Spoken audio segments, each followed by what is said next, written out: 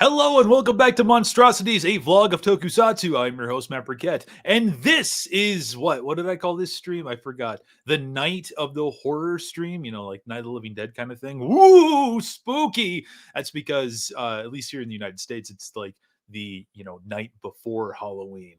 But a friend of mine who actually suggested that we do this stream, you guys have met him before. He's actually my partner in horror themed things. Every time we talk about like J horror and stuff, he's always on here lending his expertise. And that, of course, all the way from Tokyo, James. Hello, everybody. Happy Halloween. How you doing, man? Yeah, not too bad. Not too bad. It's quite a grim, deathly looking day. So that's a nice mood for perfect. Halloween, Yeah, it's I mean, it's utterly perfect. Exactly. There's a nice vibe going on. There's a couple crows outside as well, cawing to give it that gothic. Even better. feeling. Even better. Exactly. Just wanted to say hello to everybody in the chat. We got Rainey in the house. We got Laura. What's up? We got Joey Sullivan, Doomzilla, Paul Tackett in the chat. How do you say this? You're always in your Vitor and Goji. Okay, I'm sorry. I just wanted to make sure I said that right. Kasaibo F29, yo, Acno Goji, RJ, Habaru Kato, my boy Davis, what up? Mike Phelps, I hope you guys are doing well. And Super Godzilla Vlogs, what's up, guys? So tonight is going to be really chill. It's going to be talking horror movies. We're going to be talking about maybe things that we've been reading. It's going to be just general stuff. You guys throw out your suggestions, ask your questions, do your things, because really it's just kind of like, it's almost like an After Dark in terms of just how loose it is, except this is going to be left up and, unless something really crazy happens, then it'll be taken down. So James, dude, I got a whole list of movies like that we can talk about and a manga or two. What have you watched lately? Like what was like, was there something that you watched or something that you were like, oh dude, we got to do a stream on this or something like that? Well, it was really like, first of all, I was like, oh, it's Halloween, and we're the horror guys. So I was like, we should probably just do Halloween. Exactly. But it's mainly just like, I started like, in the build-up, I started rewatching a lot of like horror movies I'd been watching at university and kind of been rethinking about them. Like, did I really like them? Are they as good as I remember them being? And stuff like that. Which ones did you revisit? And also, did your opinions change on any of them? So I rewatched the One Missed Call series. Yeah, Japanese version, obviously, not the American. I'm actually not.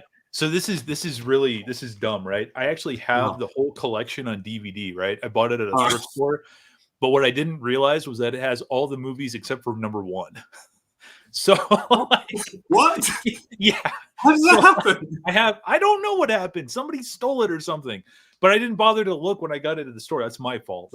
We got these things called Goodwills over here, which can either be cool or super ghetto. And I think I was in the super ghetto, part of town when I got that one. But I have yet to see them. Much like a certain professor, I've heard of them, but I've yet to see them. Is it worth checking out? Like, did you like it? So the first one's not too bad. The first one is pretty derivative because it came out at the very end of the J-horror boom. Was that so? We're talking like mid 2000s. Mid 2000s, yeah. Gotcha.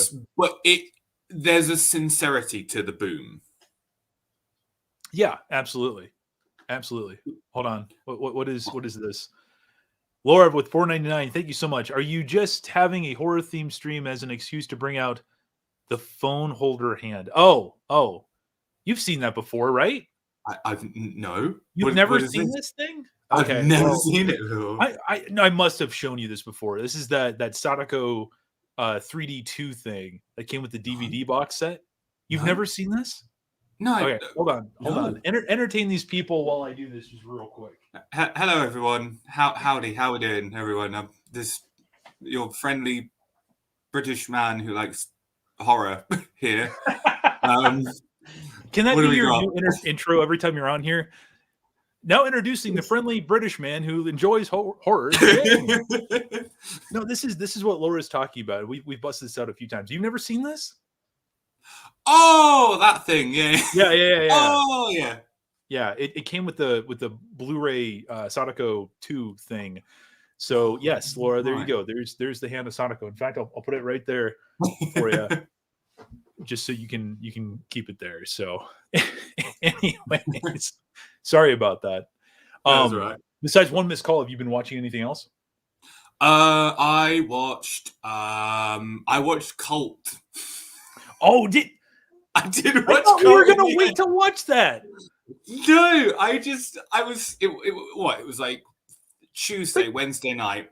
I'd finished work because my new job, I've got amazing hours. I finish at like 4 p.m. So I just get home and it's just like I've got like a whole evening.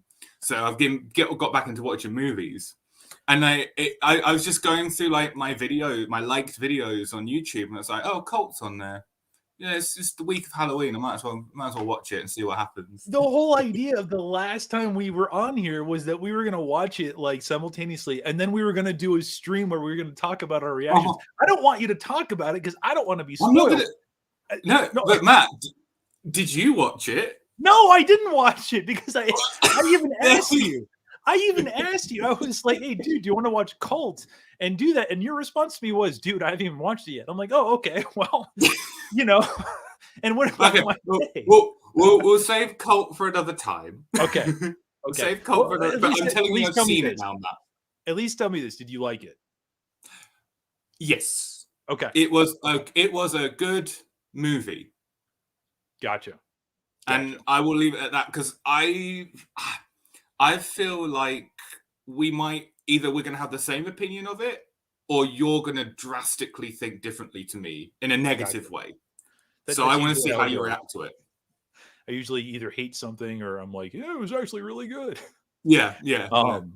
From Paul Taggett. Thank you, Paul. $5. If they remade Die Machine, can they really improve upon it? Well, Paul, that's not quite a question, for tonight, but since you gave $5, which by the way, thank you, Paul. I don't know if they could improve upon it, but it certainly would be interesting. Actually, you know what? Hold on. I apologize to Paul. I really do. Because, Die Machine did just appear in the new Yokai War movie. And technically that has to do with ghosts and all that crap. So, that's my fault, Paul. I'm sorry. I'm like not trying to not call out Paul Tackett in the chat, In a roundabout way, it works out. Thank you for the $5, Paul.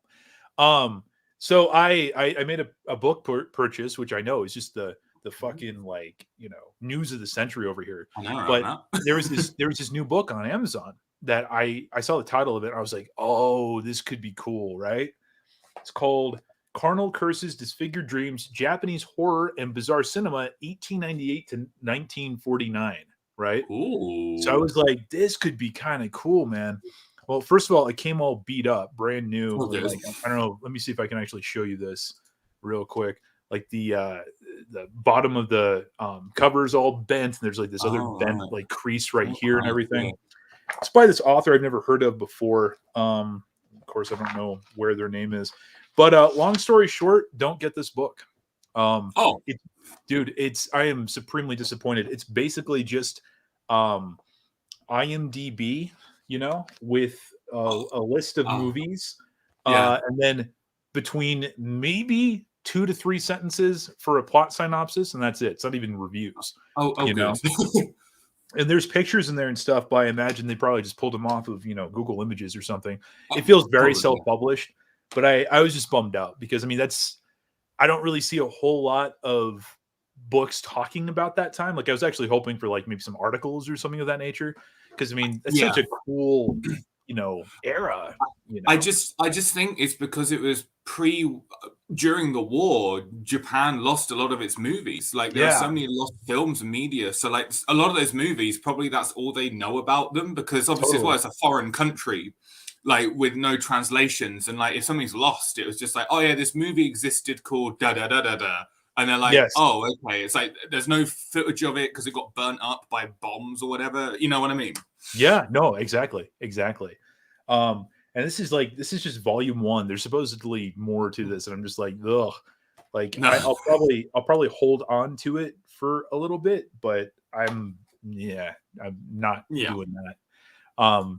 By the way, Paul, just about Daimajin. He's a possessed item, tech a similar to a golem.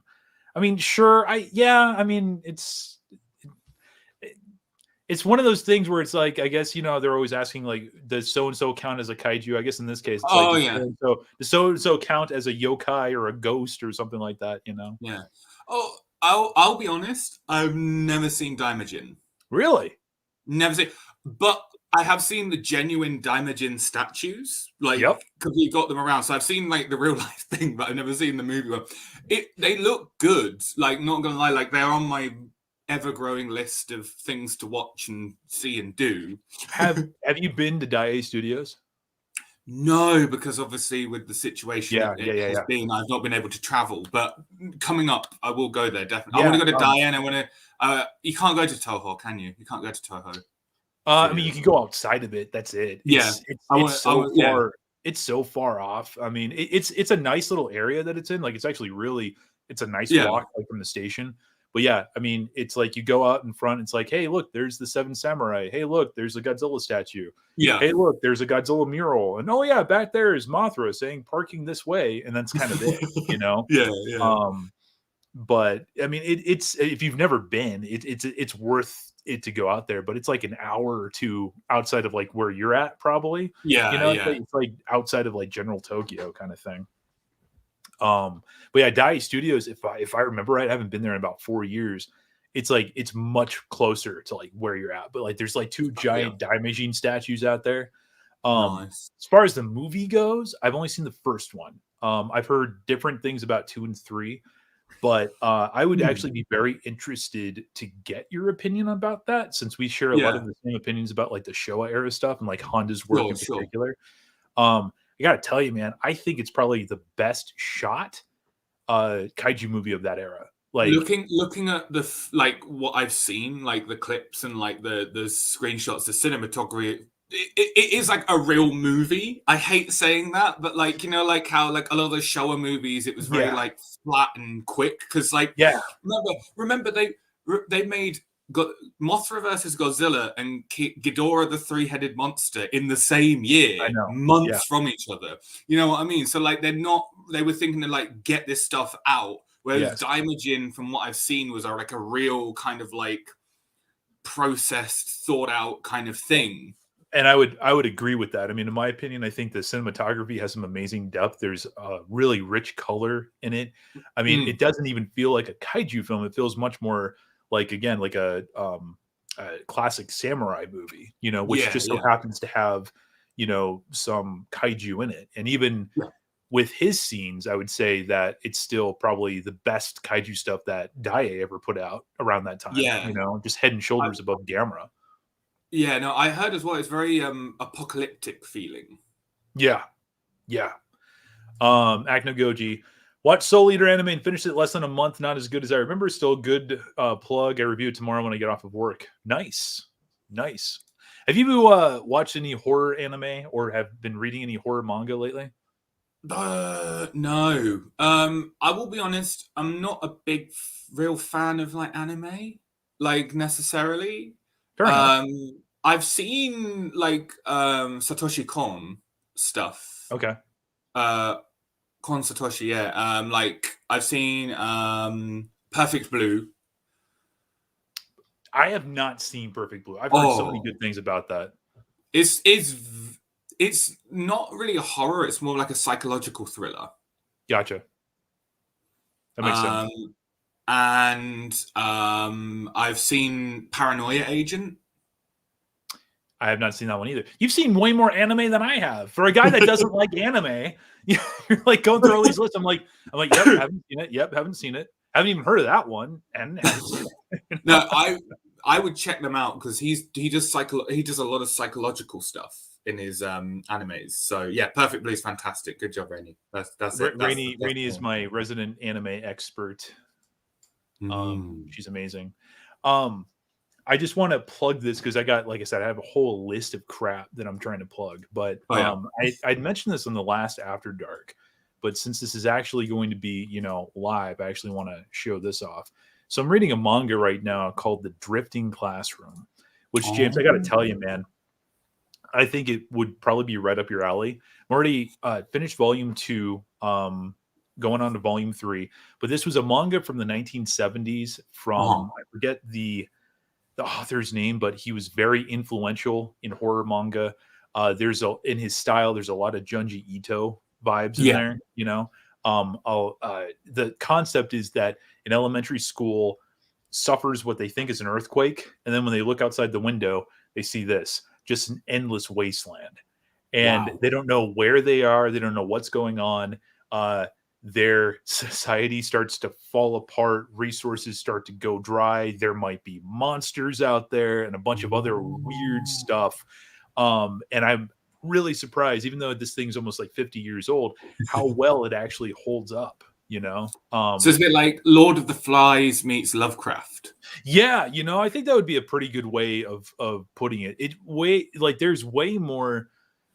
There are the monster elements in there, but I would say that's like maybe a quarter of the real horror, which is really just, it's the teachers going berserk. It's the kids forming their own little cult. You know what I mean? It's nice. Really weird. And there's some things that I'm not like too hot on, like with the story, just in terms of the storytelling methods. But overall, man, I think it's actually really worth checking out.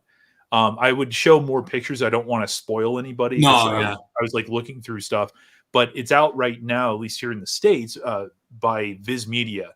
And they have something called The Perfect Collection. There's 3 volumes, and it's like almost 800 pages a piece. You can pick it up on Amazon, like with free shipping for like $28, and it's really cool. It's really nice. Cool. Well, as an elementary school teacher now, I'm sure I'm going to love it.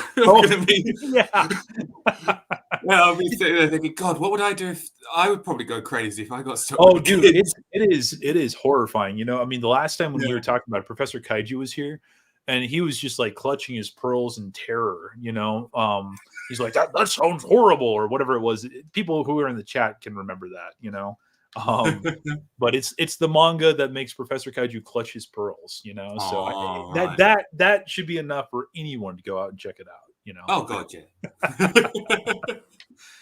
What did Rainey say? There's an anime that came out last season called Sunny Boy, which at first I thought was a remake of Drifting Classroom because of the similarities. Only saw the first episode though. There was a movie in like the late 80s of which I'm wondering if it was any good. And then I think there was like some kind of anime adaptation or something, but I don't think it's actually had like a full-on series dedicated to it yet or anything of that nature. Okay. I'm just looking up Sunny Boy. I've never actually heard of that before. I will say my dad used to call me that just for shits and giggles. Yeah, me too.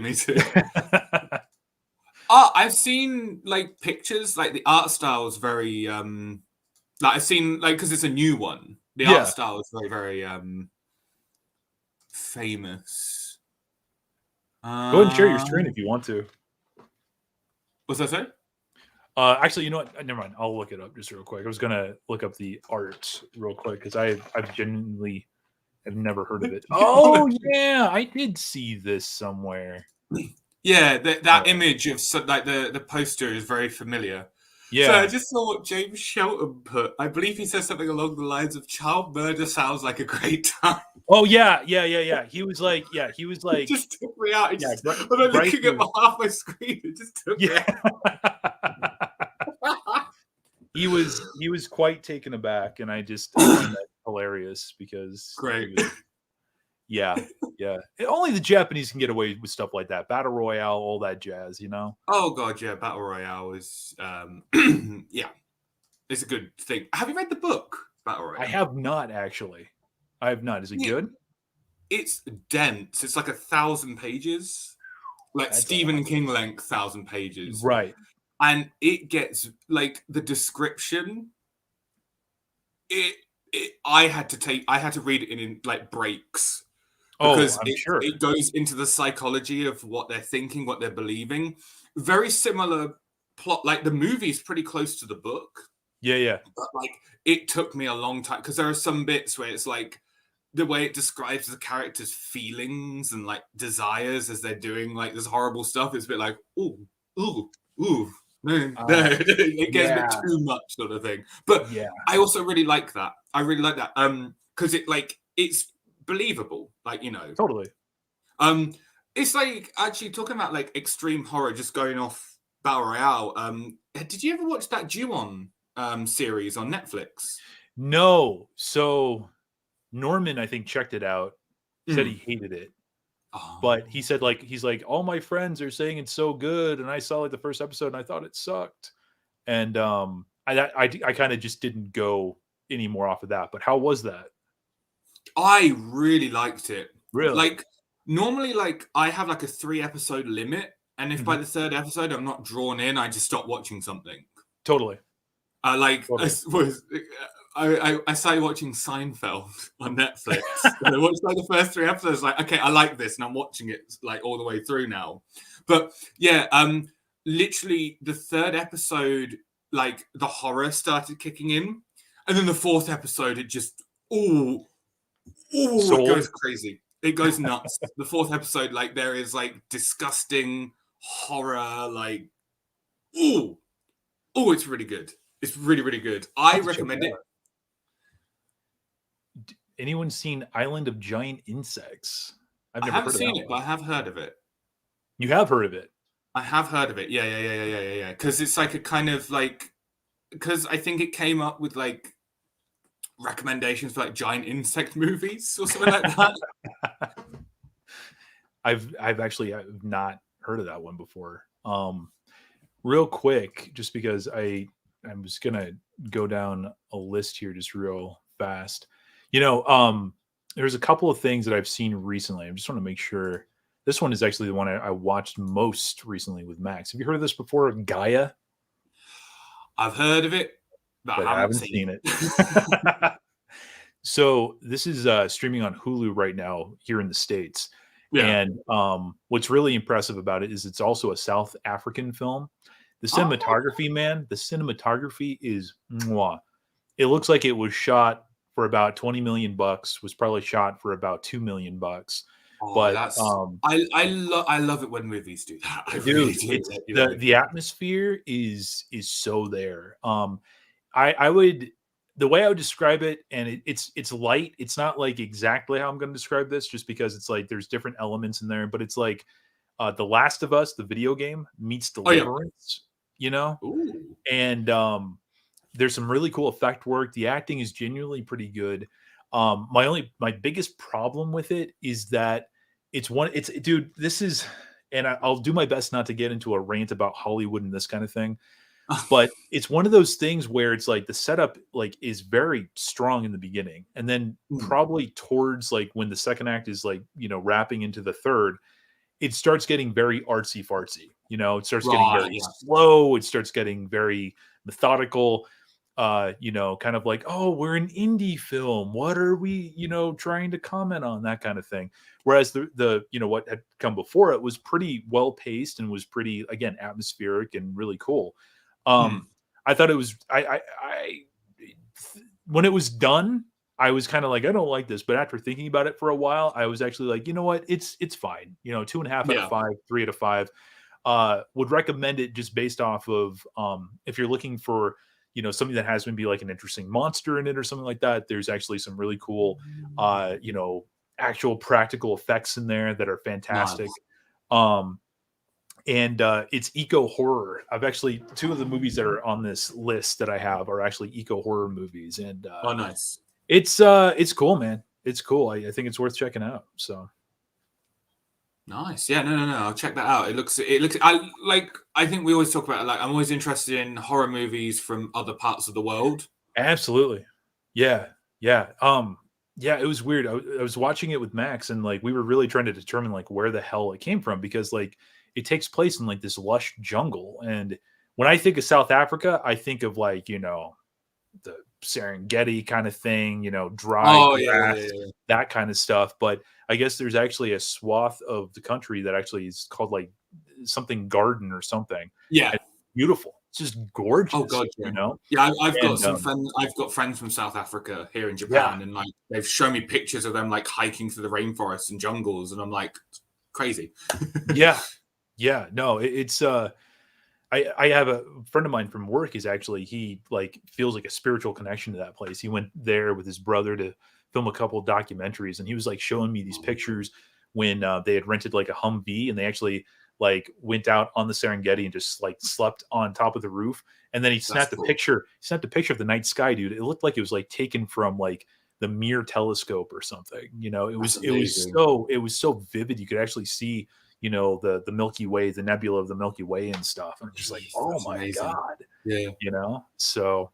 Meanwhile, I'm here in Tokyo. They're going like, "Oh, I can actually see one star in the sky tonight." Just like, "Oh, wow." See, the way he feels about South Africa, I feel about Japan. So I'm like, I'm jealous of you. You know, the fact that you get to be there and get to do all the cool shit. You know, but you know. Randy says, eco horror, one of my favorite genres outside of giant animals attack. Or giant animal attacks. Spoken, I love them movies. Yeah, spoken like a true Aussie right there. I think eco horror and giant animal attacks. That's everyday life in Australia. Eco horror and giant animal attacks. Speaking of, you know, I was actually, and I'm not bringing this up just because of Rainy, but I know we have talked about this before. And James, I think you and I have talked about this, but have you seen Long Weekend? Long Weekend. Maybe. I think so. So it's made in the late 70s, Australian movie. It's about this young couple who are having some big marital problems. They decide to go out, camp on a beach for a weekend, right? But all this weird stuff starts happening with nature. There's like animal attacks. There's like weird sounds during the night. It's very kind of Blair Witchy in terms of the atmosphere. It's not found footage or anything. No.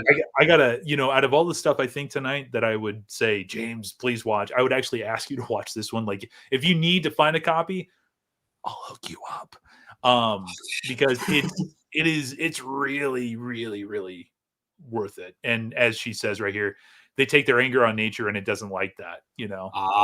It's what I like. I like movies like that. Yeah. Yeah, dude. There was a remake in the late 2000s, like 2009, 2010. That was like horrible. It was awful. So really? definitely go with that one if you can. And I can't see the remake. I'm sorry, I'm googling it, and I can't see anything about a remake. It might be under the title. Oh, there we go. Grave. They released it. Yeah. It's horrible. It's horrible. Oh God. Here we go. Has anyone seen some Hitchcock classics? That's actually, I like that one. Yeah. I feel like I'm doing all the talking. You talk about Hitchcock. I've seen The Birds. I've seen Psycho. I've seen Vertigo. I think that's it for Hitchcock for me. I did buy a box set of his movies, but I really like The Birds. I think the most. Totally. I think for Hitchcock style, doing like a nature attack, going off monsters attack, like nature attacks and stuff like that. That was actually it's a cool movie. Like it's stylistically, it's different to other like movies of the time. It doesn't feel campy as well, which is what I really it doesn't. Think. It really doesn't. You know, because I feel it's very. I think as well because Hitchcock was English, wasn't he? Yes. So I feel like it has that kind of like very like dry kind of like sense of humor about it as well, and like there's just this very like there's something like I guess being British, I kind of notice it like watching movies from like made by British film companies. There's just like a certain dryness to it, but it's not like dry kind of like in a bad way. It's like just very like this is happening. It's like what was I watching? I watched Village of the Damned recently, dude. I have been wanting to rewatch that for the longest time. I think you are the only other human being on the face of planet Earth besides my mother who knows about that movie. I love it. I read the books. I read the books. How are the books? Midwich Cuckoos. Okay. Which is the John Wyndham novel.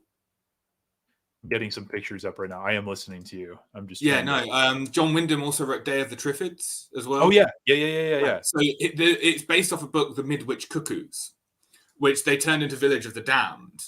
And yeah, Village of the Damned is such a good movie. Like, you know, just a really it's creepy from what I remember. Like it's Yeah. genuinely creepy. Oh wait, no, not that one. Sorry, that's another movie I'll talk about later. Oh, I okay. apologize. Okay. Where the hell is this thing? They made a sequel to it. Made a sequel and a remake from the original Yeah, 1969. it's like Children of the Damned. That was bleh. Oh Not man, great. this is what happens when you have so many tabs up, and then the John Carpenter remake was just like the movie, but with more gore and violence in it. yes, yeah. It wasn't a very good Carpenter movie. I saw that on like free TV. There we go. Like decades ago. Oh god, and it just was it was awful. But I saw this original one when I was a kid. I'm talking like maybe 9 or 10, and it stuck with me, man. I mean, it is genuinely creepy. It was on the other day. I went to go visit my mom, and it was actually on Turner Classic Movies, and I was like, dude, I need to rewatch this. Because like it's one of those. It really was such a good example of like horror done right around that time, because again, it's atmospheric, it's creepy, it has that Twilight Zone kind of vibe to it, Exactly. Yeah, it is very what can I say? It's very it's an alien invasion movie, but it's very subtle. Mm-hmm. And that's what I like about it. Like, totally. It's not like Earth versus the flying saucers, where like the flying saucers like crashing through Washington D.C. It's like this group of small children that can make you kill yourself or like harm you in some way without touching you, but they're children. Yeah. And I love it. Yeah. Oh yeah, the Christopher Reeves is in the remake as well. Oh, dude, I love Christopher Reeves. He's so good. This is so not the genre of which we're talking about, but have you ever heard of a movie called Somewhere in Time? I've heard of it, but I'm not seeing it. Yeah. It's one of those things where, like, I think one of my American friends told me about it. Oh, it's my favorite romance movie of all time. It's so beautifully done. Time travel's involved. There's a bit of a sci-fi element there. I think John Barry did the music, and it's just John Barry, that's good. Dude, that's good. It's beautiful. The theme was inspired by the death of his parents, but it's just this really beautiful, haunting melody. Like we played it at our wedding, and it's not like a sad thing. It's not supposed to be like miserable or anything, but it's just a really beautiful theme. So Paul Taggett asks, "Are you current on What We Do in the Shadows?" Yes, I actually just saw the season finale for season 3 the other day. Have you watched that show, James? Have we talked about that? No, I want to see the movie as well. Like I have it on DVD. I have it on DVD in England, so I don't have access to. It's one of those movies that like a lot of my friends got into. And like they've always been like, James, you got to watch it. And I was like, it's one of those things that like once again lining up to watch, and it just never came to fruition, sort of thing. I would love to hear what you think about the movie. The series I really enjoyed too. Season 3 was good. I liked it. I don't think it was as good as season 2. And I thought the ending, just to answer Paul, I thought the ending was a little on the weak side, but I'm interested to see what they're going to do with the next one since it's already been renewed. But it's definitely worth checking out. By the way, we got to say hi to Kaiju Kim, who's in the house. Everybody go check out Kaiju Kim. She's amazing over at Kaiju Kim. And I feel like I'm doing all the talking, so you take the reins if there's something that you would like to talk about, because I'm just like going back and forth and be like, there's this movie and that movie too. But I was thinking about just some things I've been reading in chat, and like people talk about, it's technically a psychological thriller, it's this, it's that, and the other. I was thinking about what about some movies that aren't typically horror, but you would possibly class as a horror movie? It's funny you say that. I actually had a movie just like that brought up. Actually, by the way, say hi to Valerie too. Yes, I noticed you. Valerie. We love Valerie. Valerie's amazing. Sorry. So what movie were you going to bring up, or did you have any in mind? Well, just like I was thinking about like the original Godzilla, actually, because I rewatched that like in the last month or so, and like I thought how like scary it is. Yeah. like just like the shots of Godzilla walking through the streets, and you see the people under his feet and like getting nuclear blasted by his breath, and it's just pretty like intense and quite scary to imagine. Or even like I watched the 76 King Kong again. Yeah. That's pretty scary. Like there are some moments in that are quite like not as an adult now, but I remember like genuinely being terrified of King Kong being outside my window.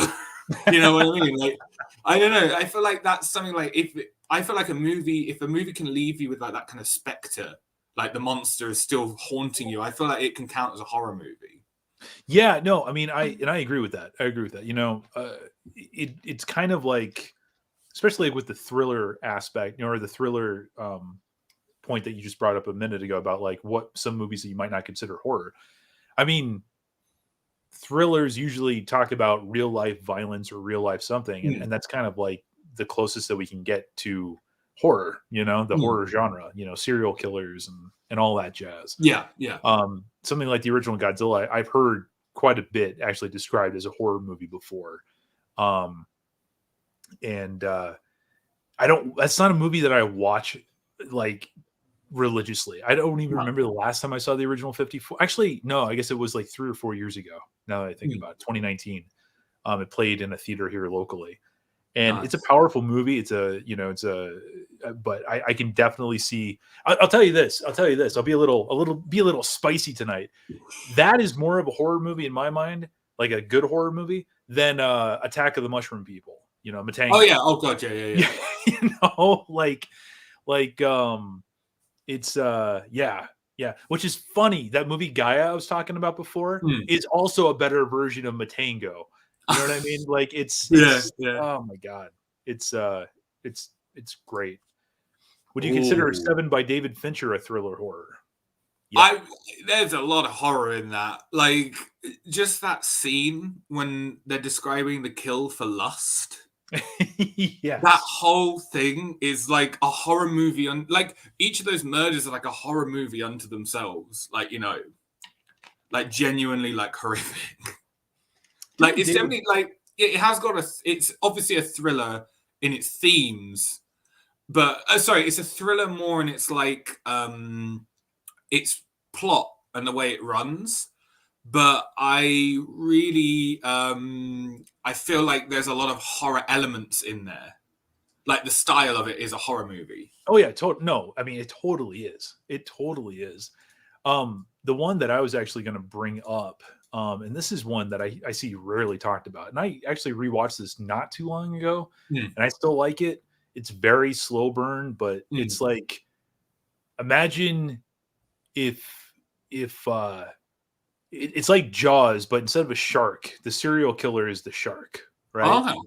And I know it's a little weird, but it's called The Pledge. It was directed by Sean Penn. We're talking like 2001. Jack Nicholson is in it. The premise is not light at all.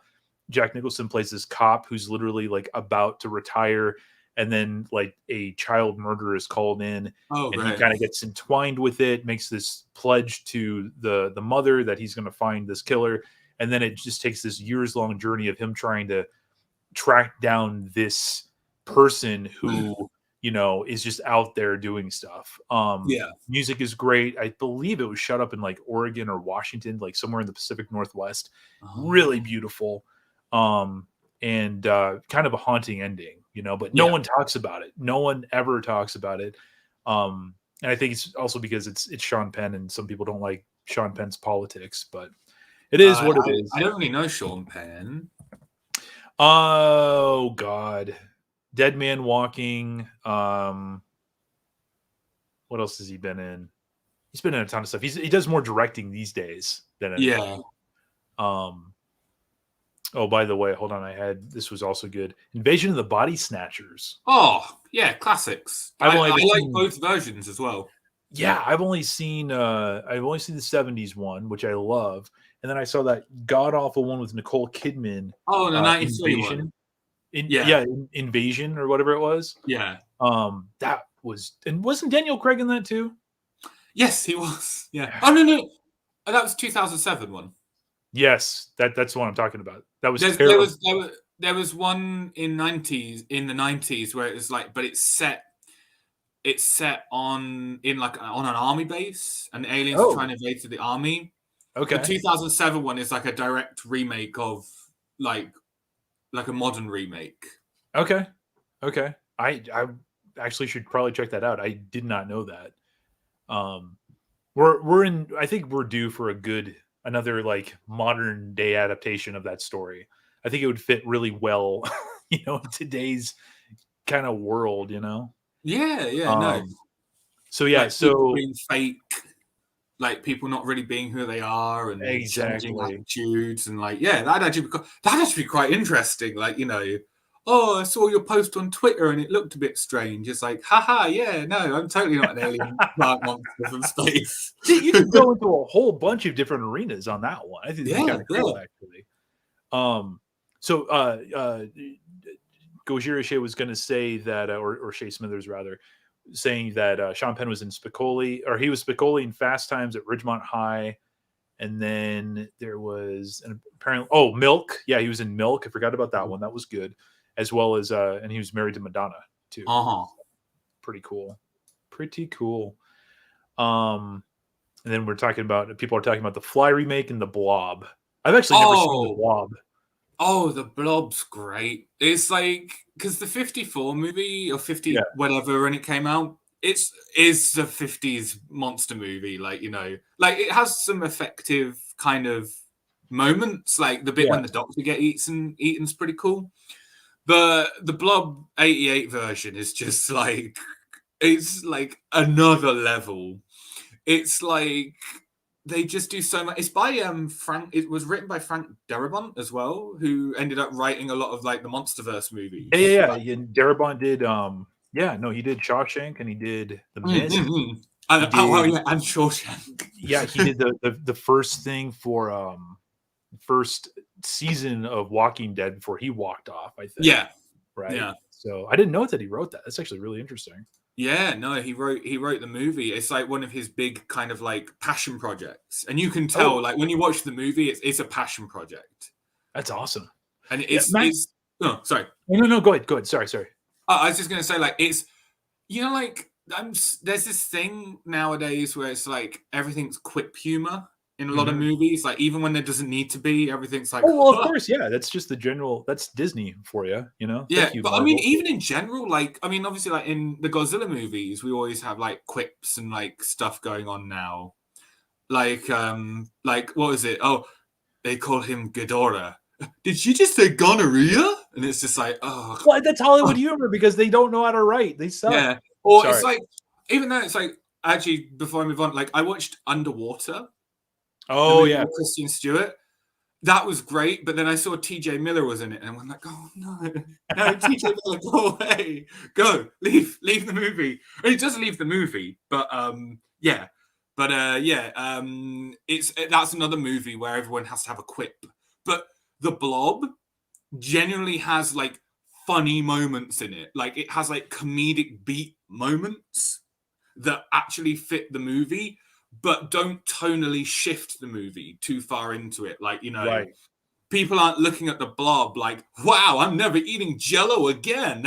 It's not like that. It's literally like there's moments of comedy. Well, yeah, and you can do that in horror movies and not go too far off.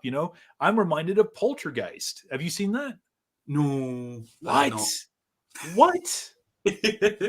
Poltergeist has a couple moments in there, and I'm not trying to ruin it for anybody, but Zelda Rubinstein, who plays Tangina, the psychic.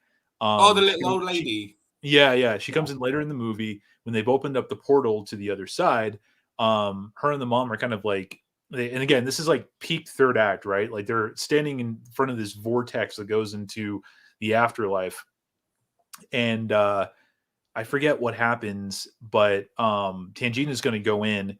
But then the mother's like, no, I'm going to go in. And Tangina's like, you've never done this before. And then the mom's like, well, either of you.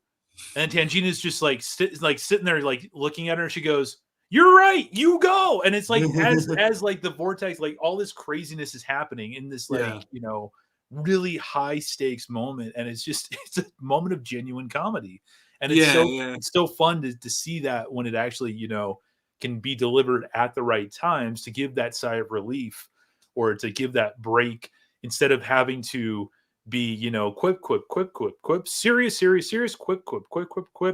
cliffhanger, end credits, stinger, you know, like Yeah. it's not done well anymore, in No. my opinion. So No. Yeah.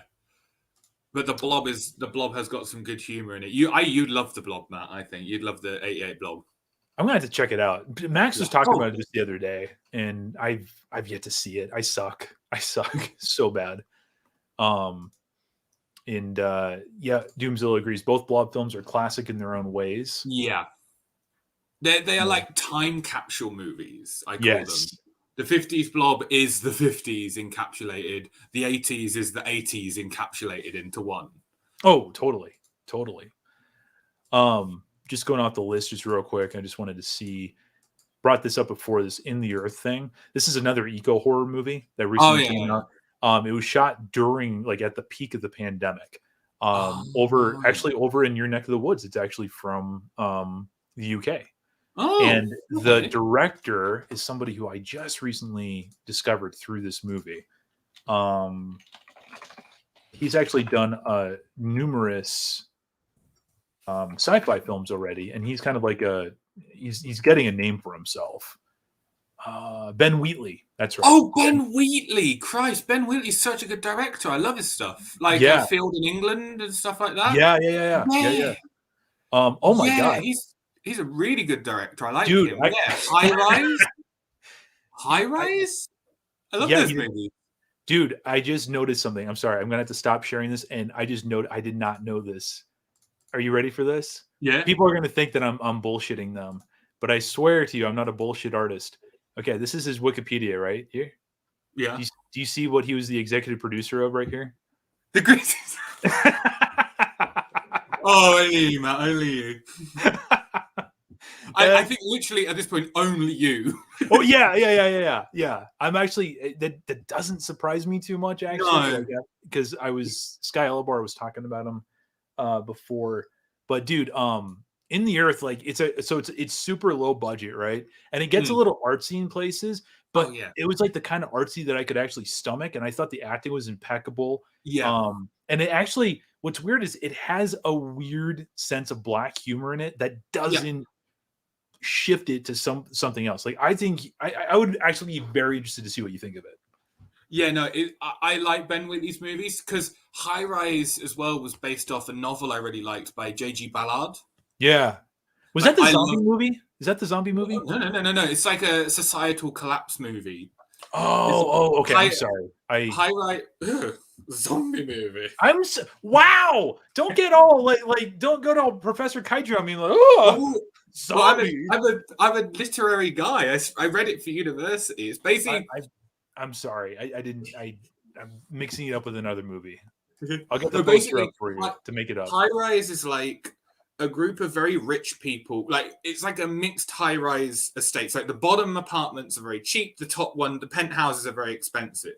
Okay. And basically, it's like the book describes the collapse of this high rise society where like they treat the poorer apartments like peons, basically like slavs and slaves, and the top start living life and like having wild parties that go on forever.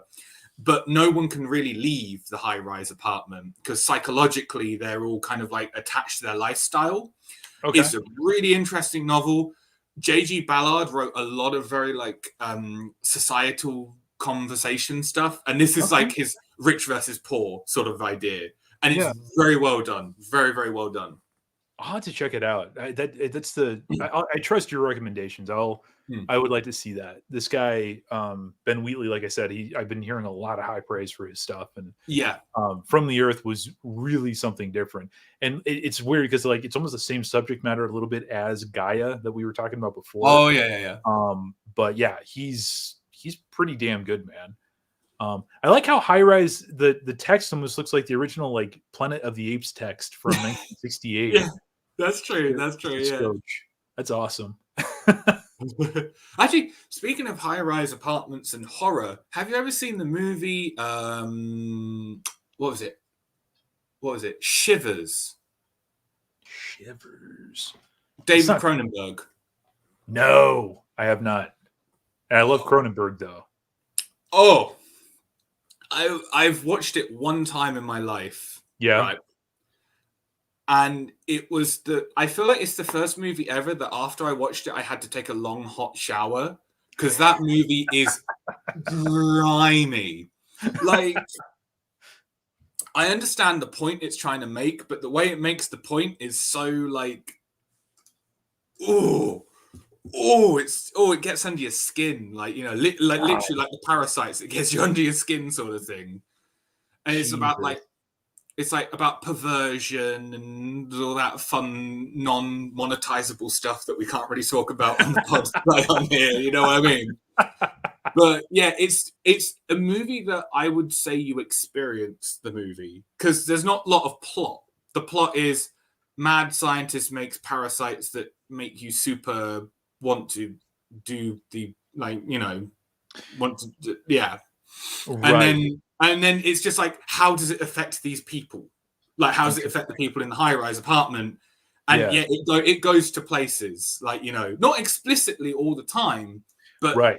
It's like the heavy implications. And it's a grimy movie, but it's definitely like a smart grimy movie. It's not like Italian exploitation, you know, where like they're chopping like live turtles, and you're like, oh my god, this is disgusting, sort of thing. It generally has some sort of thought to it. I mean, 80s Cronenberg, 70s Cronenberg, I think he's weird, but he's not like, you know, he doesn't go into the exploitative. The Roger Corman kind of cheesy ass gore. You know what I mean? Yeah. Thank you, Paul Taggett. Matt, here's a donation for your production of the Greasy Strangler. we actually might be able to get Sky Elbar on here for like a live stream, like an actual live chat. He's one of the stars for that, so that'd be kind of cool. Nice. David Cronenberg, I still need to see Scanners and Videodrome, both of which are worth your time, I think. Scanners, for me, it's kind of a mid movie. Like, the I would agree. Good. The beginning's really good, and obviously the head explosion. Yes. And then you get to that middle part, and it just turns into like a very dry, like work print kind of like movie. Yeah. And then you get to the end, and it all kind of like ends, like with like people with the veins in their head, and it's just I don't remember much more than the head explosion, but I don't know. I guess it's pretty good. No, I mean I've only seen it once, but that's all I remember too is the head explosion. Yeah. So Rainey says the original shooting title for Shivers was Orgy of the Blood Parasites. Yep. That's kind of like how most G-fests are over here. You know, it's I can see the similarities there. I can definitely see that. Have you seen Pi? Pi. That was done by the guy that did. Oh man. What is he did? The one with Hugh Jackman, The Fountain. Yeah. Yeah. He was. Everyone was like super hot on him for like a couple of years. Darren Aronofsky. I'm sorry, I don't know why. The Fountain is actually I enjoyed that movie. Pi. Am I thinking like that was his first movie, right? Let me just double check. Yeah, 1998. That was his. He wrote it and directed it. Seen it once. It's about a guy who basically learns the mathematical structure of the stock market. And he figures out the equations and how all these people want to come and basically, you know, kill him and do things because he knows things, how he can make money and all sorts of things. And it does not go well. It does not go well. It's almost like a more dark version. And maybe I'm like completely off, but The Man in the White Suit with Alec Guinness. Do you ever see that movie? Ooh. That one is worth checking out if you can ever find. It's not a horror movie, but it's about this guy, Alec Guinness, who makes a cloth that can never get dirty. And then the implications that come from that. It's an older movie, but it actually is pretty realistic in terms of like how it deals with that. It sounds kind of lighthearted and like that doesn't sound very whatever. Yeah. But it's a about like this amazing thing that is discovered, and then how society and like crafts on that. It's like a 1950s kind of thing, Wow, okay. Yeah, that does actually sound quite interesting. And it's Alec Guinness, so it's just like Alec Guinness is fantastic. Yeah, no, he's amazing. Well, we got about 5 more minutes before the hour. Do you want to keep going for a little bit more, or should we try to wrap this up, do you think? I can keep going. I've seen some people talking and some ideas. Maybe we could all have a little bit more of a chat. Yeah, let's maybe go for like another 15 minutes or so. Yeah, that's fine. That's fine. Cool. Okay. And you want to see Raw? It's a film of self-discovery with a horror twist. Is that? It's like a cannibal movie, or like never even heard of it. Raw. It's about like a girl that like she gets introduced to eating human flesh or something like that. That sounds lovely. I don't really remember it. I remember seeing the poster for it. I think I see it right here. Was it made in 2016? Yeah, 2016. Okay. Why does Google do that? Trying to get... Okay, well, I can't do that. I put in Raw in Google Images, and I get the poster and then a bunch of like raw dog treats and then WWE Raw on here. Yeah, I've got a load of vegan restaurants in Tokyo coming up. I have not seen that. James, is that good? I have not seen it either, but it's one of those that like has like an infamy about it. I'm not too good with cannibal movies. It's one thing that kind of is a little bit too just like, yeah, like I'll watch Silence of the Lambs. I'll watch Red Dragon. You know what? I know something I can recommend. I totally forgot about. Have you ever seen Black Death with Sean Bean? Like 2010-ish? Oh, is that the one set in the plague era? Yeah. And there's like zombies, or is that the one with zombies on it? Yeah. No zombies. No zombies. But it is definitely set in the that time. Sorry, I'm not going to bother bringing up pictures. Be super curious to see what you think of that too. That was actually pretty atmospheric. So, Norman's in the chat. If you're going to talk about horror films, talk about Peeping Tom. Peeping Tom. That's a good movie. Another British movie. It was made in like the Hitchcock era, so everyone was trying to be like, it was pre-Hitchcock, Peeping Tom. We're actually like pre-Psycho, or was it like at the same time as Psycho? I've forgotten. It's been a long time since I saw it. If there's anyone that knows freaking horror movies, it's freaking Norman. I feel like a fake because I've never actually heard of this before. Yeah. You said it's worth checking out? Oh, yeah, it's like before Psycho. Thank you, Norman. Yeah, before Psycho, and it's like, but it's like, it's very, very dark movie especially for its time. Like, Oh, I love that shit. So we're talking. Okay, so 1960, right? Yeah. Okay. No, the 60s, in my opinion, were the decade of where the best films were made. Like, bar none, especially late 60s. Oh, yeah. I'll have to check that out. By the way, Norman, it's good seeing you, man. And then $2 because Norman England is in the house. Dude, Norman is he's amazing. Norman actually has a book that's coming out at the end of the month about his time on the Millennium Godzilla sets and stuff like that. Oh, yeah. I've been seeing some stuff on Twitter. It looks really good. I am psyched to read that. The director was thrown out of the British film world for this movie. Really? Yeah, wow. It was deemed too inappropriate and like morbid for audiences because it's like a photographer that has like a special stand. Yeah. That like kills people with, like, So it's like, and it was like about perversion and like, that kind of stuff. Yeah. Killing pleasure, and like, so he got kicked out of the British film industry. What is that one movie? I don't think it's British. I think it's like Italian or something. But Donald Sutherland is in it. And Don't Look Now. Yeah, is that what it is with the little girl in the red coat, right? Oh yeah. That's Don't Look Now. Did you like that movie? I don't know what made me think of that, but maybe just because of thinking about European horror. I haven't seen it in a long time. I remember the twist ending, like the bit at the end, Yeah, because it half made me laugh because of how like it's kind of like ridiculous. yeah, the ridiculousness of it, but it was also quite it was pretty, gruesome as well, the ending. Sorry, we're going all over the place here, but Acno says, "Nah, the '80s were the best decade for movies." Acno, whatever you're smoking, man, just pass it over, dude. Pass it over to me. I would love that. I don't know, like I flip flop between, because like to me the '80s is a classic time because it was like I was born in 1983. So like I'm just like looking at like the '80s fashion, like God, what is that? Like like shoulder pads, what? So like, but then I like movies from the '50s and '60s because they just kind of like have that. They have a style.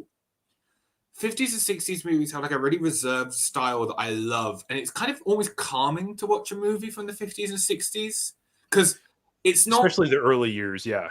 Because like everything like is like fluid shots and like panning shots, and like there's no like quick cuts, there's no shaky cam, there's no like people running, which I is fine. I appreciate like that when it's used correctly, what it's doing, but like I just like everything now. It's like very flat, and then suddenly like blah, blah, blah, blah, blah, blah, like in your face, or like everything's like someone's chasing after someone with a camera, and I'm like, it's not found footage either, so it's just kind of like like but yeah, like I will sometimes just watch a '50s movie to kind of like flush out modern cinematography.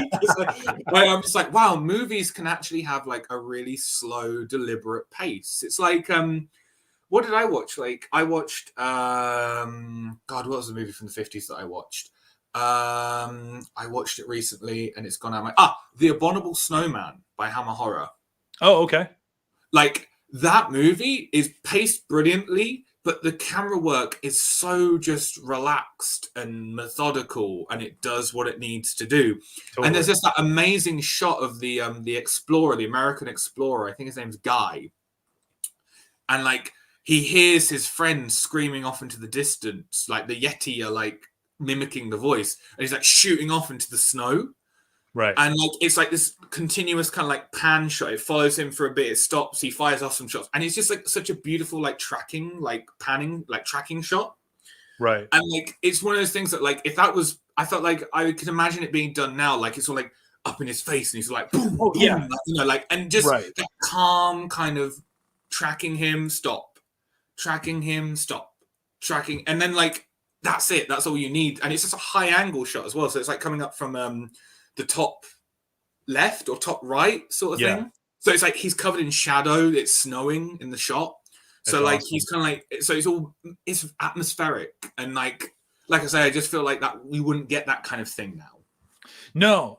And that's, again, style and stuff is very, the modern stuff is really bad. Hold on. Why are you breathing so hard? Hold on. This is who I'm babysitting over here. Can you see her right there? Oh, right there.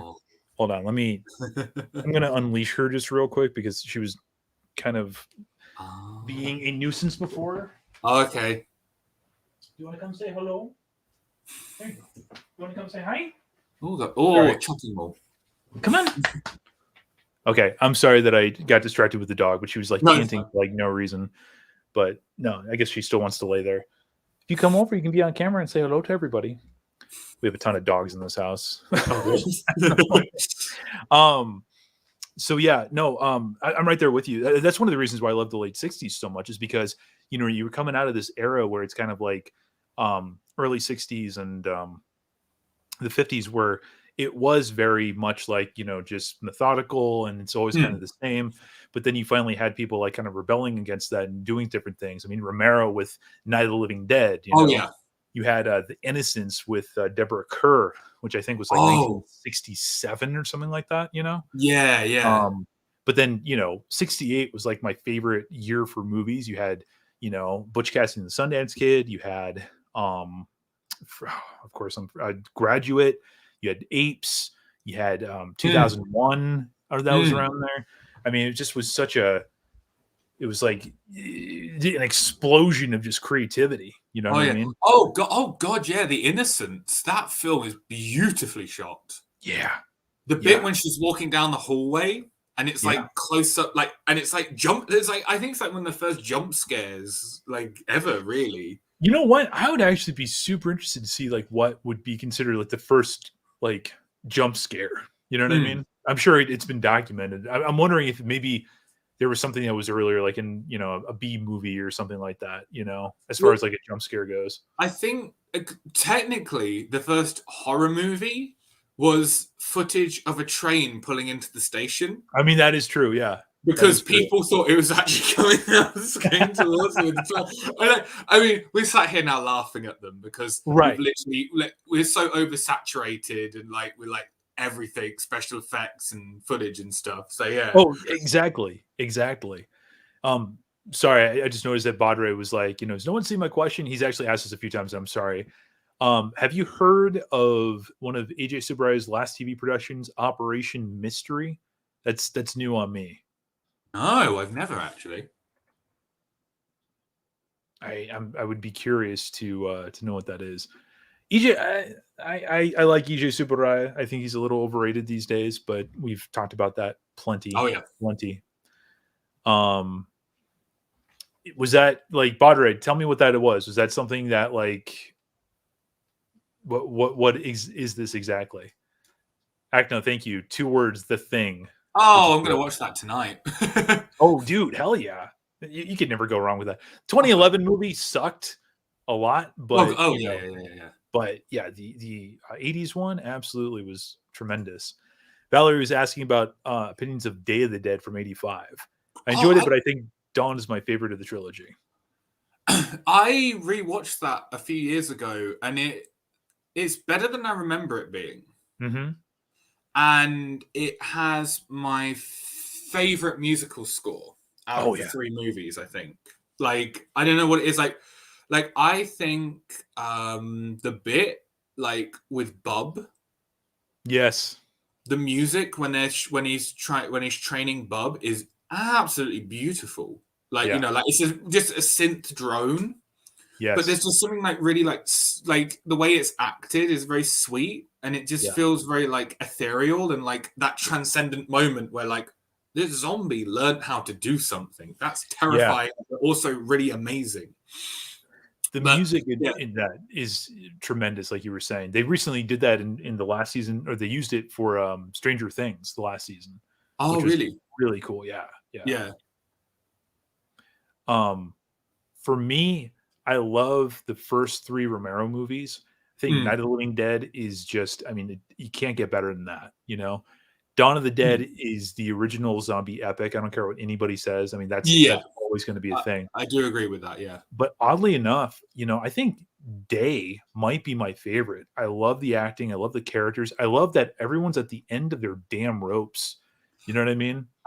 It sounds really bad, but I like a dark movie when it's done right. Yeah. And Day is the most apocalyptic one out of the 3.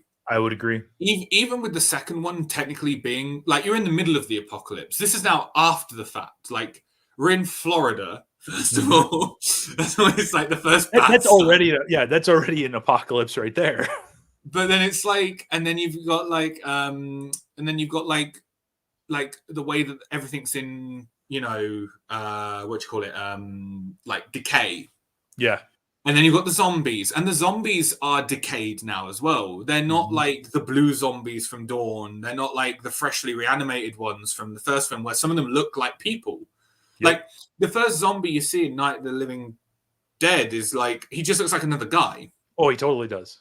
Absolutely. Like, and it's only because he starts like going after them, like, they're like, oh, he's actually a zombie. He's a reanimated corpse. But definitely, Day is definitely like a finale movie. It feels like this is the end of it sort of thing for humanity. Dude, everything in there was great. The characters, like I love the female lead in that. I love her character. Oh yeah. The chopper pilot and his his co-pilot, and then of course the military guys who are just it's always when you have a bad guy so slimy that you just can't help but to like him, because like the actor does such a great job. He is I mean, one of those. that's He's one of those characters that like I love to hate him, and he does it so well. Yeah, it's like it's when like I remember seeing it the first time when they rip him open. It's like going, "Ciao, Connor! Ciao, Connor!" And I'm just like, yes, it's amazing. Like, you know what I mean? It's just like the perfect comeuppance sort of thing. Oh yeah, no, it's the perfect end line for him. It's the perfect end line, and those deaths, man, are just like brutal, incredible. Yeah, like when the guy's hitting, is like, yeah. The voice and like the vocal cord stretches. It goes like that. That's amazing. I love it. But even the stuff you were talking about, like with Blob, like the actor who played Blob, I think, dude, it was just all in the eyes, it was all in the face, and then his whole relationship with the doctor, whose name, of course, I'm forgetting right now. I know they referred to him as Dr. Frankenstein. Yeah. But I forget what he was. But that actor, it was funny. He has like a very small role in Flight of the Navigator by Disney. You ever see that movie? Yeah. He's in it for like 5 seconds. I rewatched that with Paige maybe like 4 or 5 months ago. And I'm like, holy shit, it's a super small role, but he's a great actor. Yeah. But that scene that you were talking about, like when he's like putting the headphones on and that kind of thing, and even when Bub sees the doctor dead, it's like it's pretty emotional, man. No, and like the little salute he gives as well, like he recognizes the military. I love that. That is such a middle finger right there, oh, dude, it's fantastic. I what did you think of the ones that came after that, like Land of the Dead, and there's Diary? I think there's like 1 or 2 other ones after that, and I just never touched them. Land kind of felt like a rehash of Dawn because it's dealing with the idea of like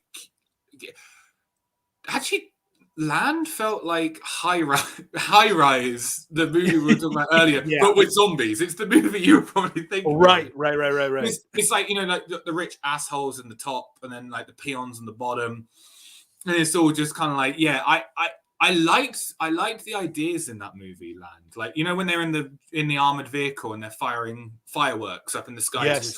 Yeah. That's a really good idea. But I felt like Day was such a conclusive ending and showed the world in such a state. You didn't need another survival story like that. And then Diary of the Dead just was like, it hopped on the trend of, Oh, absolutely. It was just a trend hopping one. So I didn't really care for it. I didn't really watch it and think anything of it. That was the last time I watched one. And I think there was, correct me if I'm wrong, chat, was there 1 or 2 other ones after that? There was one, I believe, that took place either in Canada or Europe or something, about 2 families that were on an island or something like that. And then that was, I think, the last Romero zombie movie. Do you know what I'm talking about? Oh, I don't. One of the things I remember about Land of the Dead, this is so stupid. It reunited Dennis Hopper and John Leguizamo, who, from Super Mario Brothers. I was like, it was just like, that's like the one other aspect I remember. And that it's Survival of the Dead. Survival. Okay. Yeah. That's right. Switching topics back to that Operation Mystery. He says, Operation Mystery. No, you're cool. Sorry, I'm one jumping around here. It was about a group of investigators who uncovered mysteries, and that were supernaturally based.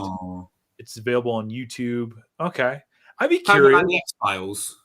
Yeah, it does sound like the X-Files. Japanese 60s X-Files. That sounds pretty interesting. I'd be curious. I don't know if it'd be the first thing I would look to go like watch, but I'd be curious. I'm still a little bit wary of Showa era stuff, like shows and that kind of thing, as we've talked about before. And the RJ says the H-Man is great. Have you seen the transformation?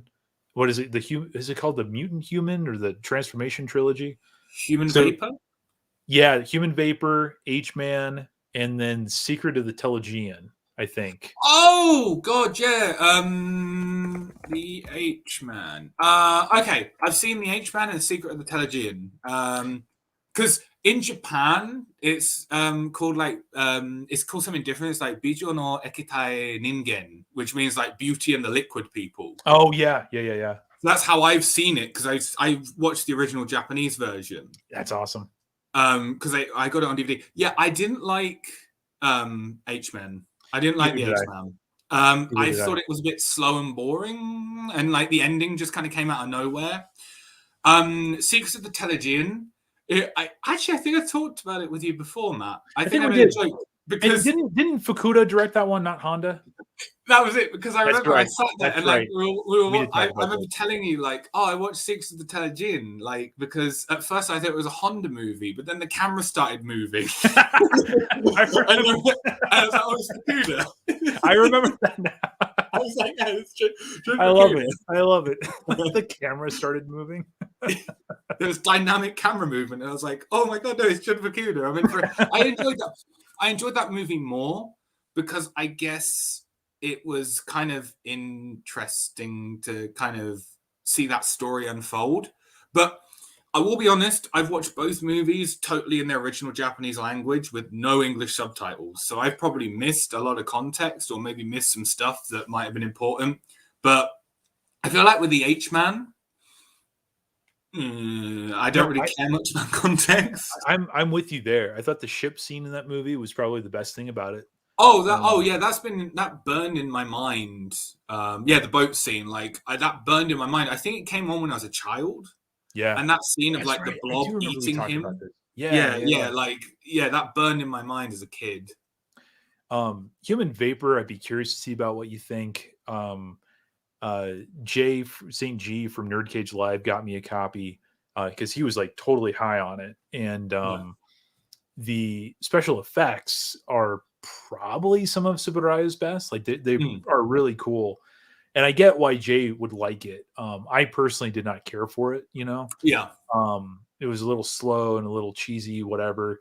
Yeah. But at the very least, if you're interested in tokusatsu and especially stuff around that time, it's worth checking out at least once. You know what I mean? I would argue it's better than H-Man. You know, I think it has a more complete story. It feels more like a, you know, I don't know, like a universal horror kind of thing. Like there's an actual like protagonist instead of just a bunch of nameless monsters popping up. Like the actual Human Vapor is like an actual like, you know, bad guy kind of thing. Right. So yeah. It's worth it. If you think the H-Man is slow and boring, the American cut fixes that a little. And Shea Smithers also agrees the boat scene with the monster attacks the same. Yeah. I'm trying to think. I watched. What was it? It was another one with some really impressive special effects. Dagora. Which one? Agora. Oh, Dogora, the Dogora. Yeah, that was it. Dogora. Yeah, I hate that movie. I kind of liked it. Oh, get the hell off! The only other person I've ever met that liked that movie was Professor Kaiju. But I mean, I liked it because I think I appreciated the special effects more than anything else. Like special effects of. Oh, sorry, I'm like interrupting you, being a dick here, and I'm sorry. The jellyfish thing is beautiful, but then the flying rocks after that, it's just like it's Thunderbird. It's Thunderbirds to me. It's Thunderbirds. You know what I mean? Yeah, it's like I don't know, like. And I liked the American Japanese actor, like the American actor speaking Japanese. I liked his character. I felt like it was kind of a fun character. You don't get many of those in like those Showa movies, like fun characters, really, especially in that era. Fair. I don't think they married. I love that. You know, was it Shinichi Sakazawa that wrote that one? Yeah, is that who it was? Yeah. I don't think that he ever married like two different genres very well. Monsters. Yeah. You know, I mean, I think gangsters and monsters. Yeah, I think Ghidorah, the Three-Headed Monster, suffers from the same problem. I don't know if he wrote the H-Man, but I think that also suffered kind of the same. Oh god, yeah, no. Like it's like blending just like in the H-Man, like the cabaret club has nothing to do with the H-Man. Right. it just kind of is there. Maybe it was because it was like hot at the time or something of that Yeah. nature. I mean, the one way you would fix that movie, H-Man, for me, one of the gangsters turns into the H-Man. Yes. And he turns in the club, and then yeah. I watched that one time a year ago, and I barely remember it. And I just remember just like kind of shaking my head and being like, "Oh boy," It was a tough freaking watch. Also, speaking of Dogora, the American actor in it. Yeah, he was in a couple of Toho movies. He was in Godzilla vs. Megalon. He's the king of Seatopia. Yeah. No, you're right. Oh crap, what is his name? Because I saw him and I was like, why does he look so familiar? And then I saw it and then you see him in and then you see him away not too long ago, I feel. I guess maybe it was like more like 10 years ago or something. Yeah, no, he's got like the 70s porn stash. And he's like got his like chest half out sort of thing. Thanks for the $2, Act. No, I know a true horror movie, Daguerre versus Goliath. Never seen it. I've heard of it, but never seen it. I keep on. Sorry, Kim has been saying this for a while, and I'm not trying to ignore Kim, but she says that Repo the Genetic Opera is a bit of a guilty pleasure since I'm not normally a fan of gore, but the music is so good. Yeah, that is an unusual pick for Kim because she's very like she likes like the fun. I don't want to say the fun, fluffy stuff, but it's like that's interesting that she would like that. It's cool though. I have not actually seen Repo. Have you? I think I did back when I was studying theatre, back in like doing theatre studies in England. Like one of my friends, she really liked it as well, so she convinced me to watch it because she was like, "Oh, James, you like gruesome horror? This is a musical and it's a gruesome horror movie." But I can't get into musicals. I just can't. I've tried so many times to watch musicals, and just they start singing, and it's just like, I'm out. I'm gone.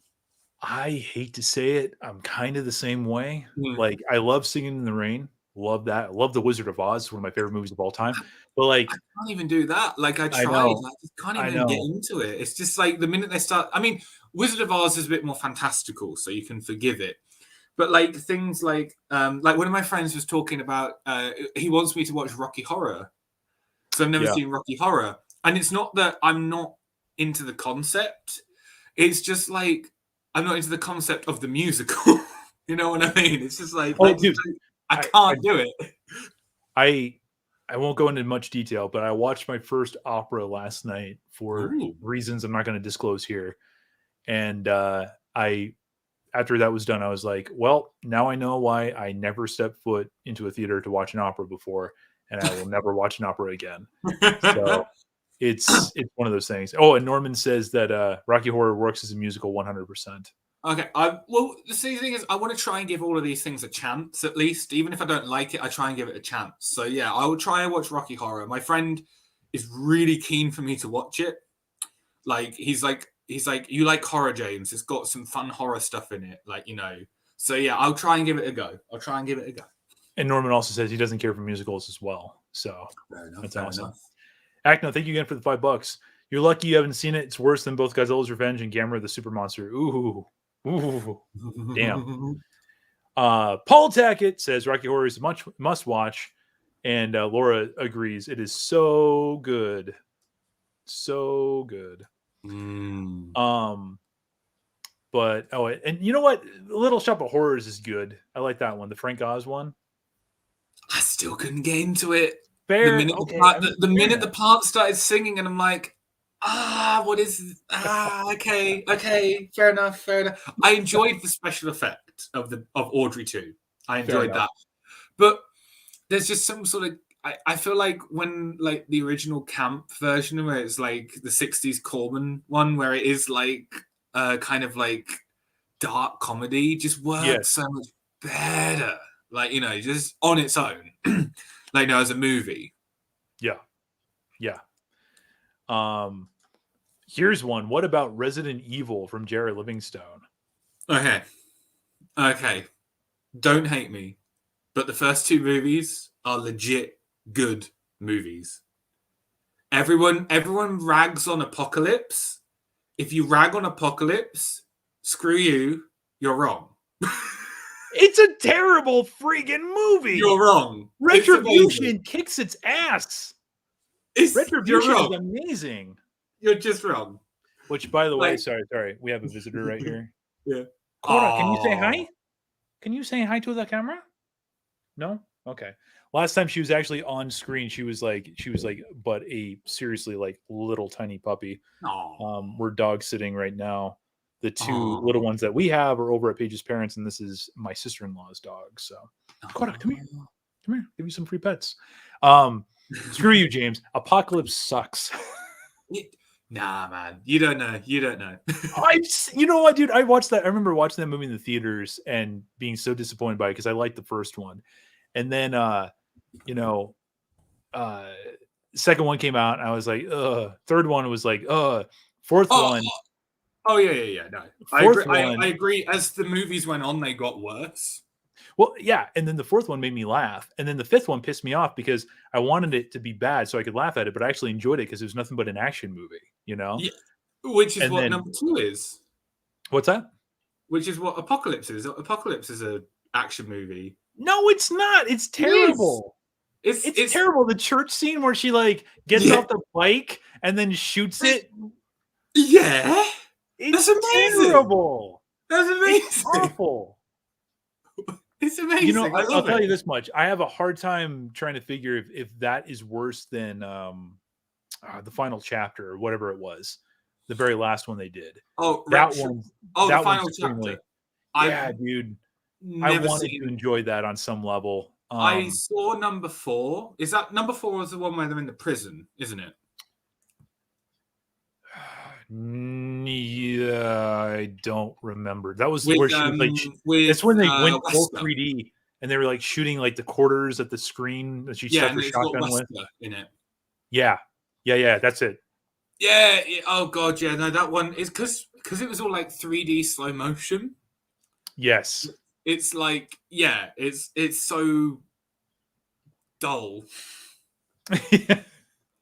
Like there's just so many scenes of people like doing this. Yeah, for, like, well, exactly. 2 minutes. Well, it's because it was 3D. That was the big thing for 4. It's the first movie or the first Resident Evil movie in full 3D. Which is weird because it's like, wouldn't you do that with the third movie, like Jaws 3D? Well, see, but that was like right around 3D. the time when like Avatar came out and 3D was making that comeback. Do you remember Avatar? I don't remember Avatar. I do. Really? I actually kind of liked Avatar. I understand why people didn't. Oh, don't give me that look when you sit there and are like, Resident Evil Apocalypse is actually a great movie. You know, it is. Like, I will fight you. I will fight everyone that says it isn't. Matt, you know what? I'm going to say something that's very controversial. It is the aliens of the Resident Evil Paul W.S. Anderson franchise. There's not even an alien in Resident Evil, like an alien equivalent. Alien is Resident Evil 1. Aliens is Resident Evil Apocalypse. I think the same idea. The more apt description of that is it's either the first AVP or it's AVP Requiem, one of the two. You know, I liked Requiem. Of course you like them because you like Apocalypse. I'm not surprised by this. I liked it more than AVP. I'm just gonna say it. I'm just gonna come out. That last trailer that came out for the new Netflix movie or whatever it is. What is it? Welcome to Raccoon City. Yeah. It felt so weird because I just was like, where's Mila Jovovich saying my name is Alice? And going into the recount of the past 7 movies, it just felt weird. I'm not gonna watch it. It just does not, it doesn't. I like Resident Evil, but not enough to invest time into it like obsessively. It's like I'm seeing people like I see people like pissing their pants over like, the characters don't look the same. They're not all dressed the same. Why is this person cursed like this? And I'm like, oh my god, can you people get a life? Is there something you could do outside of the internet, please? I think the thing that people are going to be disappointed by is it's probably going to be just as cheap as the other movies, but just a little bit more accurate to the video games. Yeah, true. Because it still looks fairly cheap to me. Laura, thank you for the $4.99. Wellington Paranormals on HBO Max season 3 coming soon. Yeah, we watched the first 3 episodes, Laura, and we just were not getting into it. I'd be willing to revisit it, but I'm actually much more interested in trying to. So the new season of Dexter, I don't know if you've seen that show, comes out next week, and Paige and I are still on like friggin' season 6, I think, and I want to watch that show, but I can't watch it without Paige, so I'm like, no. And I'm getting, by the way, just completely just whatever. All these people have like bad taste anyway. They come onto my stream, so that already shows them how bad their taste is. This is true. Yeah. It's whatever. Like Avatar: The Last Airbender. I like Avatar: The Last Airbender, not the movie, but I like Avatar: The Last Airbender. Resident Evil Apocalypse. My God. Yeah. I know. Maybe that's what we should do. Maybe we should have a whole series of live streams where we just go movie by movie by movie. We just have this like 3-hour debate, where we review number 2 together. Just God, yeah. Or we could do like a live watch or something like that. Oh yeah, a watch along. Yeah, I would watch along. Yeah, you're just sat there like drinking like whiskey in the corner, and I'm just there with like my beers. Like, go get them. Well, go get them, Nemesis. You can do it. I'm a stand for number 5, bro. Like, besides the action, I think the music in there is just like killer. I've never watched number 5. Never watched number 5. I think it went, again, it's not a great movie. I wouldn't sit here and be like, oh yeah, it's like, like super whatever, but I was entertained by it. I was expecting like it was going to be a really shitty movie, but it was like the action was great. The music, dude, the opening credits are phenomenal. It's this huge action sequence that's actually shot backwards in slow-mo. So it starts at the end. And yeah, and dude, like we rewatched that the other day, Max and I on Blu-ray, and I was getting shivers, dude, watching that opening scene, because not only is it shot beautifully, but like I said, that opening scene or the music is just like it's amazing. It's amazing. Nice. So waiting on that Greasy Strangler watch along, which we need to do. That'd be a lot of fun. And we got another one from Acno. And from Paul Tack. I'm sorry. Only good thing about Dagaro versus Goliath is the giant kaiju toilet. I am not kidding. I think I've seen that. I've seen that. The giant kaiju toilet. Yeah, I think I've seen a picture of the giant toilet, and I was just like, I think I can give that a miss. Oh. Valerie, Gothic James, what are your thoughts on Tetsuo the Iron Man if you've seen it? I saw it ages ago. I think it's very interesting. It's very like Lynchian, David Lynch. Like, yes. It's very like what you call them? What was it called? Eraserhead style, kind of like the cinematography and stuff really remind me of Eraserhead. Totally. And the special effects were really good in it. I remember it being like very like for a low budget movie. And I like just how crazy it got. And just like the sort of like, what do they call them? They gave them like a name or something like that. Like the type of beings that they are. I don't remember. I've never actually seen Tetsuo the Iron Man or any of. I think it's Sakamoto is the director. Yeah. Outside of his cameo in Shin Godzilla, I've never seen anything that he's done. I believe. I think one of my friends knows someone that was related to those movies. Oh, that's cool. I've got a friend. He's like a quarter Japanese. He worked for Fuji TV. So he was involved with a lot of like TV production, and like he met loads of actors and like famous people, like and like celebrities and stuff in Japan. I think he's met someone who was related to that movie in some way, like as like in production side of things, maybe not acting, because he watched it. Because there's 3 movies in the series. Yes, I believe you're right. But I haven't seen the other 2. I've only seen the first one, and I was about like 20. I was like 21, 22. That was, oh god, oh Matt, I was 21. I was 7 years ago. I watched it probably. Christ on a pike. I don't want to hear about it, James. I don't want to hear about it. I'm older than you. I don't want to hear about it. Yeah, I've just, there's certain. I'm open to most cinema. But I also hate to really say this. I think there is a certain stigma, even with the Japanese stuff, that I just sometimes like I got to be in the right mindset, you know. And Oh, Tetsuo the Iron Man is not something I would actively go out and watch. I would no, maybe consider it, you know. no, yeah. By the way, this dog is just being too damn cute right now. Can you say hi to the camera again? Oh no, she's Nope. leaving. Say hi to the camera again. No, she's done. She's done. She's like sitting here, like licking my hand and like putting her paw up in my hand, like, come on, more pets, you know. And I'm just like, we're busy right now, you know. But yeah, I'll maybe watch it at some point, but maybe it's not high up on my list. And by the way, there's more people saying that Avatar is overrated as hell. Yeah. I didn't say. I just said I liked it. That's all I said. I didn't say anything else about it. And everyone's like jumping down my damn throat about. You're so excited for those 5 unnamed sequels that are going to be released over the next like 10 years, aren't you, Matt? I'll tell you this much right now. Little panties with excitement. I'll tell you this much right now. I have not pissed my panties in a long time, sir.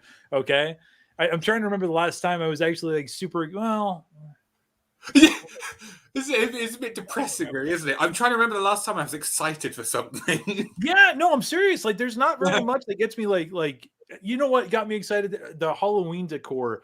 Actually, you know what? I forgot to tell you about this because I actually thought of you not too long ago. I meant to tell you about this. So this is perfect.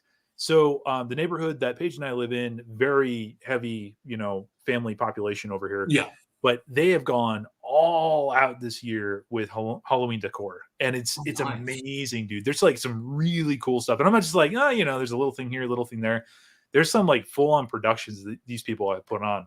There's this house that's a couple blocks away from us that has created this whole thing on their front yard. They have like a little section where it's like Nightmare Before Christmas, right? And there's like, cool. You know, there's mood lighting and lightning going off and gravestones, but it's also populated by horror movie characters. So like that's cool. Michael Myers is hanging out there. You see Jason and Freddy, and dude, they got a well, and Sadako is climbing out of the well. That's so it's amazing. Cool.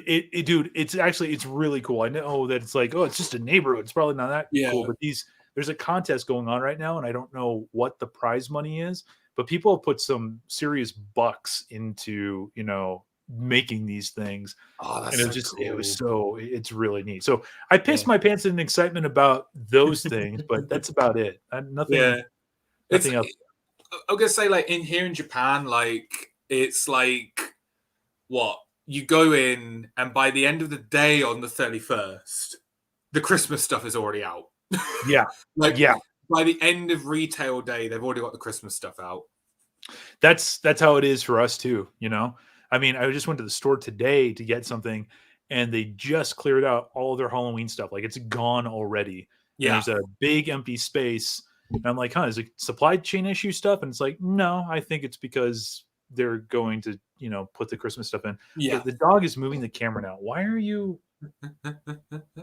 She's getting restless. I'll take her on another walk here in a little bit. But yeah, she's really a good girl, but she's still in that puppy phase a little bit. So she gets, like, right now she's like tearing her bedding or something. I don't know what she's doing. She's getting bored. But anyways, well, oh wait, what's going on here? Paul Taggett, Matt, how can you like Avatar: The Last Airbender movie? Mm-hmm.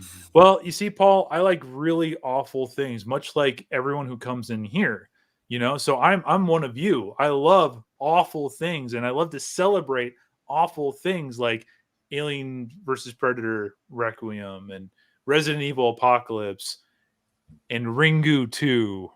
Oh, I'm sorry, James. You like? What is this blasphemy, man? What is this blasphemy? I'm just being a dick. I'm just being an absolute dick. Do you think that we should probably wrap this up here? Yeah. Sure. I wish we could go longer. I need to. There's a million things I got to do, and I don't want to. You know what this means? It's just another excuse that we need to bring you on, and we keep on talking about this every time you're on here. We're like, James, we really need to bring you on. But now that you've seen Cult, I need to watch Cult. Yeah, that should probably be the next thing that we do, because like I think that'd be super fun to like go out and actually, you know, watch and discuss, because I need to watch more of that guy's work.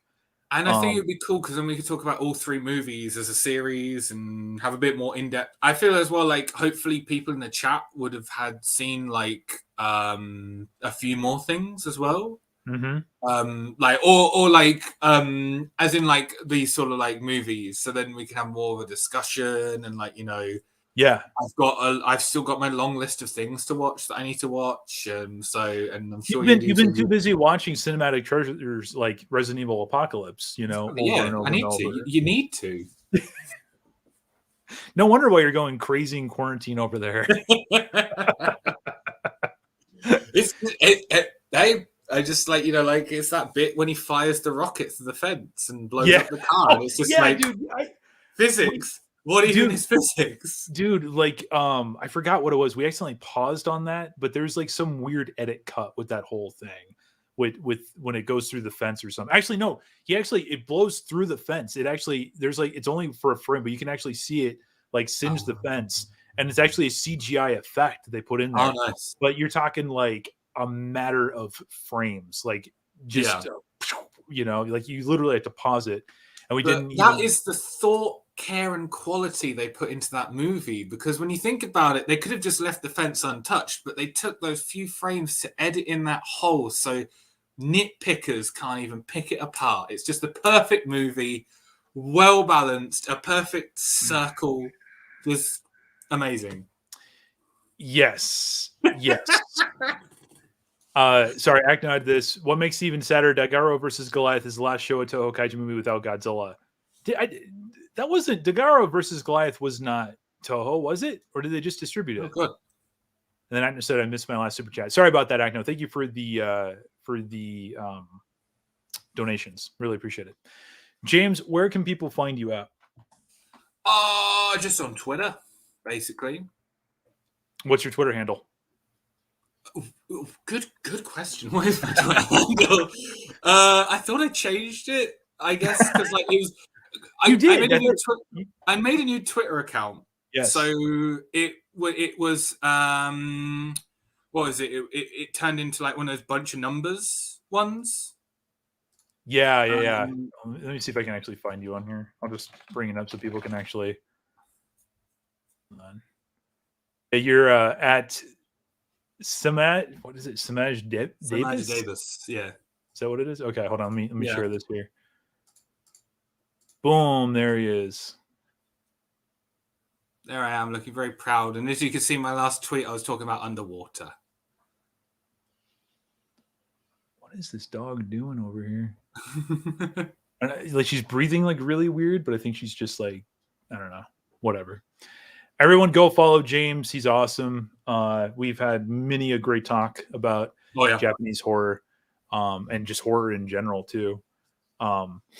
But like I tell you this every time. It's always there's never a part where I'm not like running around like a chicken with his head cut off. But I would love to get you on here more often because I love talking to you about this stuff. It's always just cool to be like, hey, have you seen this? Hey, have you seen this?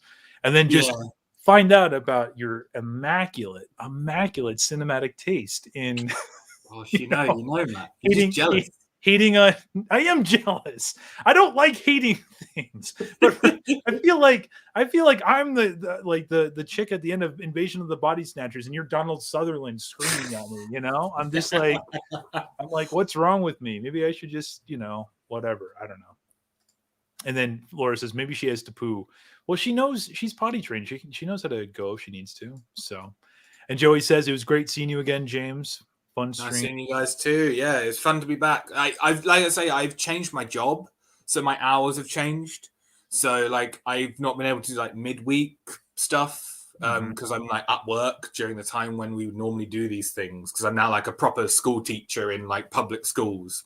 Congratulations. So, thanks. Yeah. So it's like when like we would be doing these, like I'm like teaching a horde of like 40 like 10-year-old kids like. You mean you actually have a life doing meaningful things, touching actual lives, as opposed to just listening to some bald American guy going off about how the Greasy Strangler is the single best thing ever to be achieved in cinematic history. Yeah. So I'll definitely pop in by a weekend again. No, I would love to have you back. And Acno says it was distributed by Toho, so it counts. Well, if that counts, then that means that the Gamera trilogy is a Toho movie, and I don't think people would agree with that. No. And Paul Tackett says, please come back soon. So Will if Paul do, wants will you do. back, I think that's a good thing. So okay, yes, I know you want something. Look at her. Look at her. She's really just waiting here right now. Yes, we're gonna go. Okay, I promise. Can you look? She looks like a fruit bat. Can you see that long? Oh, she does. Yeah. Yeah, we always joke around that she eats papaya and mangoes. You know, like just goes around. And then now she's putting her hand on me here. She's like, okay, can we please go, Uncle? Can we please go? Yes, we'll go in a minute. Okay, I promise you. Well, James, thank you again so much for coming in, man. And for all of you out there, thank you for coming in. It was a lot of fun. I love talking about things when it's not just strictly kaiju. And be sure to follow James up on the Twitter. Next week is going to be a little lighter on content. Again, we're going to go pick up the new dog. Yes, the new dog, Oscar. So we have a new member of the family. There will be a Collecting Monstrosities episode on Monday. And we might have an After Dark or two that week too. Oh. Biggest thing, probably. I should probably announce this now. Next weekend, Friday through Sunday, Kaiju Masterclass. Totally free event. It's going to be happening over on the Kaiju Masterclass YouTube channel. And you're going to be able to watch that for free and lots of interviews. Ryuhei Kitamura from Final Wars versus Azumi was just announced a couple days ago, or actually yesterday, as a guest, an official guest. And it's going to be some seriously cool stuff. I might be on one or two of the panel things, but we'll see what happens. So, anyways, James, you're awesome. Thank you for coming. And say sayonara to the chat. Goodbye, everyone. Happy Halloween. Stay safe. Enjoy yourself. Take care, guys.